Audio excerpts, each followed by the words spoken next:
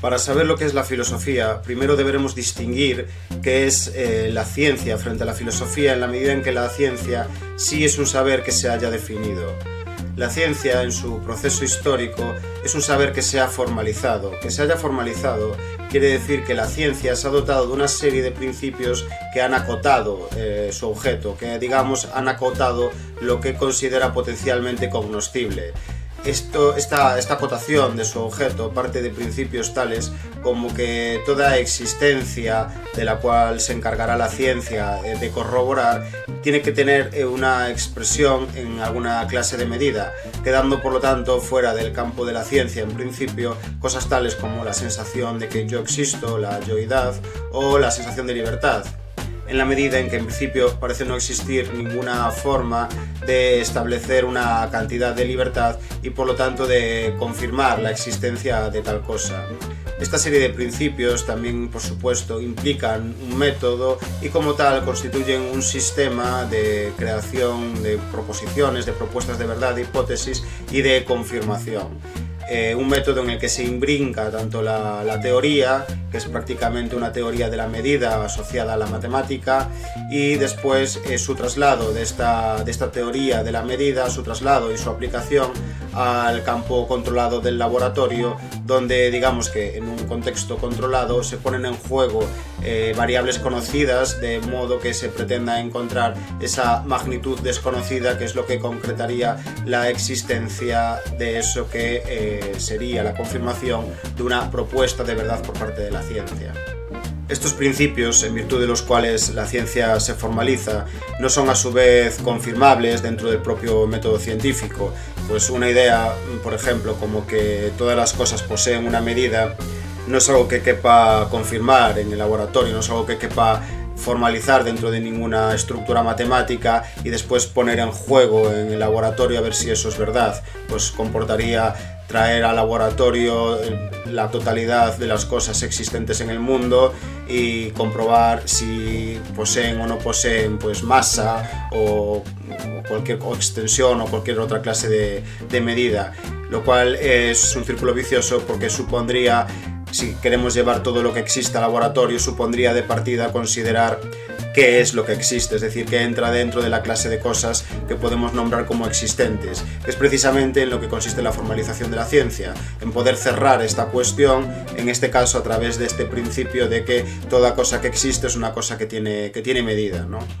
La filosofía, por lo tanto, quedaría aparte de esta formalización y es también cuando la filosofía adquiere una nueva identidad histórica, cuando precisamente la ciencia, como este saber formal, se segrega, se divide de la filosofía. En este sentido, sobrevuela sobre la filosofía la duda razonable al respecto de cómo se pueden validar sus proposiciones de verdad, cómo pueden éstas alcanzar categoría de verdad.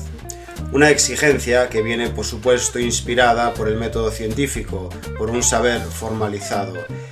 En este sentido, lo que debe hacer la filosofía es examinar esos principios que la propia ciencia no puede examinar bajo los presupuestos de su propia ciencia, de su propio saber, pues son principios que la ciencia pone a sus espaldas para poder avanzar. Son principios que la ciencia oculta frente a sí misma para poder funcionar como una fábrica de enunciados verdaderos.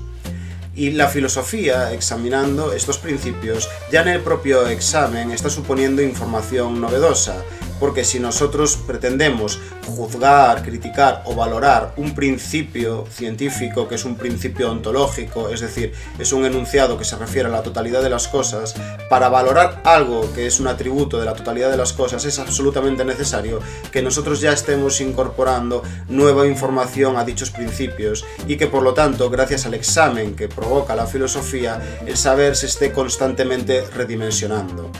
Un ejemplo podría ser, por ejemplo, valga la redundancia, en el caso que hablábamos de los fenómenos, del fenómeno de la libertad.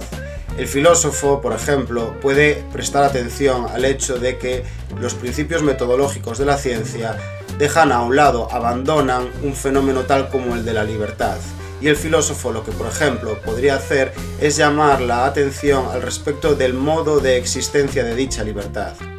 que no solo en principio parece existir porque uno la siente como tal, sino que además esta sensación parece tener una existencia externa en la medida en que, por ejemplo, todo el sistema jurídico es dependiente de la libertad, pues no cabría responsabilidad si no existiese libertad.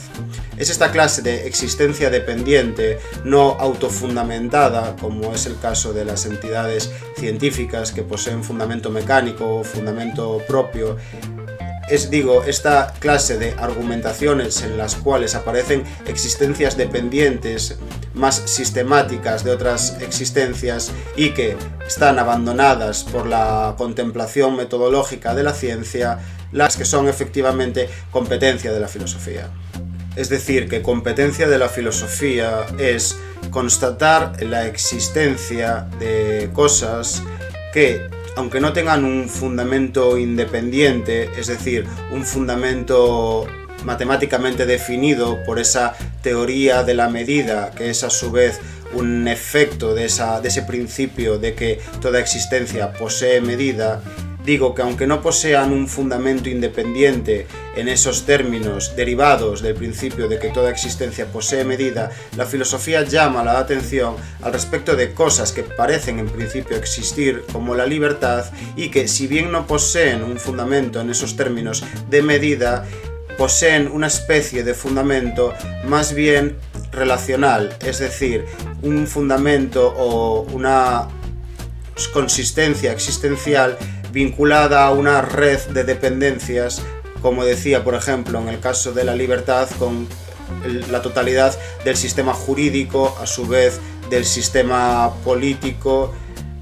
etcétera, etcétera, etcétera. Es decir, quizás la paradoja o la expresión de una paradoja, que es la paradoja de una existencia que al mismo tiempo es en sí misma, desde un punto de vista científico, inconsistente.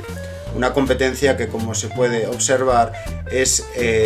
importante y debería tener una enorme cabida dentro de la reflexión epistemológica del más alto nivel.